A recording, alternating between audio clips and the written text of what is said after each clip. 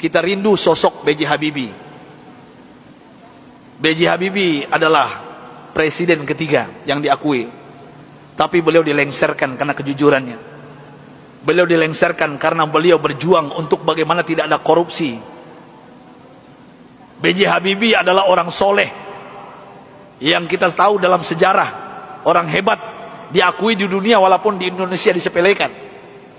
Apa yang beliau lakukan walaupun beliau sudah tiada, meninggal dunia? Indah kisahnya, dan saya pun terinspirasi dengan beliau yang hebat ini. Beliau orang kampung dari Makassar, Parepare, suatu ibu kota hari ini, Parepare. Saya pernah diundang ke sana oleh wali kotanya. Saya lihat patungnya Habibie dan Ainun, dan ternyata beliau orang kampung, orang biasa, orang sederhana. Allah berikan kecerdasan di otaknya. Kenapa? Kita merindukan sosok pemimpin pejabat seperti beliau, yang tidak durhaka kepada orang tuanya, memuliakan orang tuanya, tidak pencitraan belaka. Dan hebatnya lagi ketika beliau ke ITB meloncat kuliahnya. Dan hebatnya lagi ketika beliau melanjutkan studinya ke Jerman. Disinilah saya pribadi mendapatkan inspirasi. Pesawat terbang Bapak Ibu yang kita naik itu, di ketinggian tertentu kalau nggak pas bikinnya bisa retak, Pak. Pesawat itu bisa retak. Siapa yang bisa menyelesaikan itu? B.J. Habibie, Pak. Di dunia yang bisa menyelesaikannya B.J. Habibie. Sampai beliau digelari oleh teman-temannya di Jerman apa? Mr. Crack, Mr. Retak. Bukan retak otaknya, Pak. Pejabat kita yang banyak retak otaknya, Pak. Ini maksud saya apa?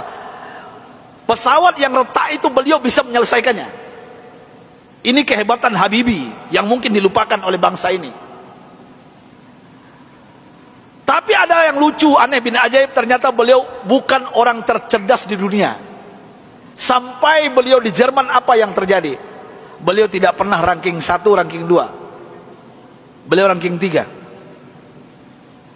Sampai beliau cemburu kepada 2 orang yang ranking 1, ranking 2, dan ini orang Yahudi, Pak. Orang kafir, laki dan perempuan.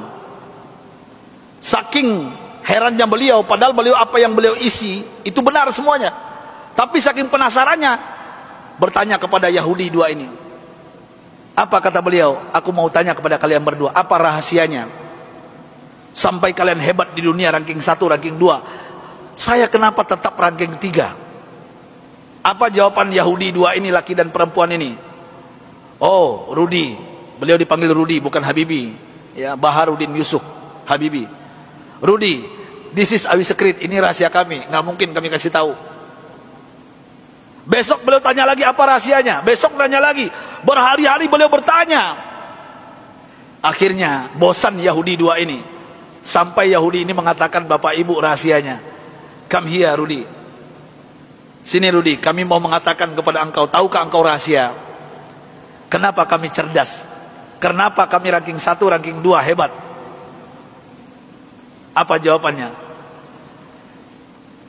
Ini yang membuat B.J. Habibie malu dan meneteskan air mata.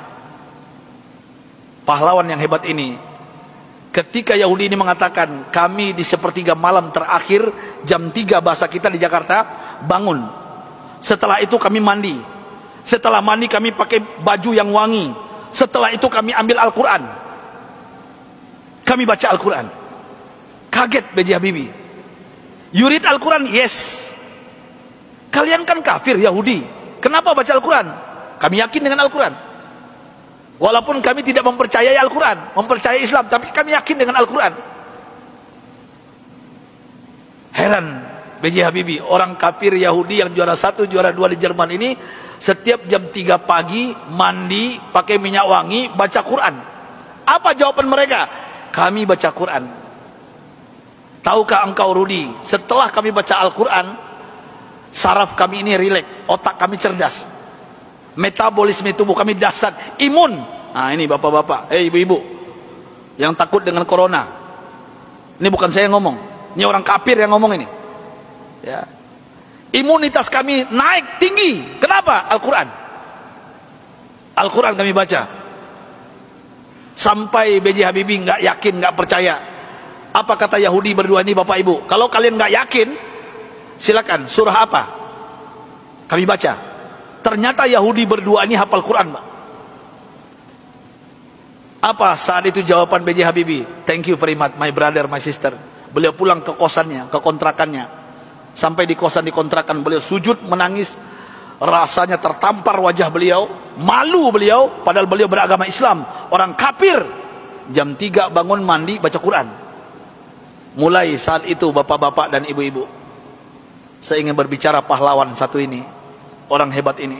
Mulai saat itu mendengarkan rahasia dari Yahudi yang dua ini, apa yang beliau lakukan? Jam 3 pagi beliau bangun, beliau mandi, beliau pakai baju yang rapi, beliau pakai wangi-wangian, beliau sholat tahajud 8 rakaat, witir 3:11 setiap hari. Setelah itu beliau baca Al-Quran sampai menjelang subuh.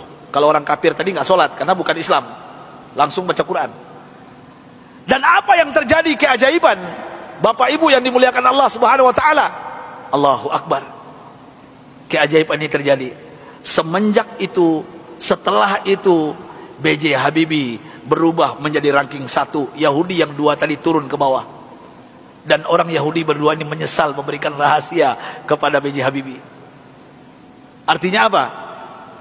Kalau ingin merdeka kita di Indonesia, jangan tinggalkan Al-Quran. Kalau ingin sukses anak-anak kita, bapak, ibu, cucu kita, sampaikan kepada mereka Al-Quran adalah obatnya.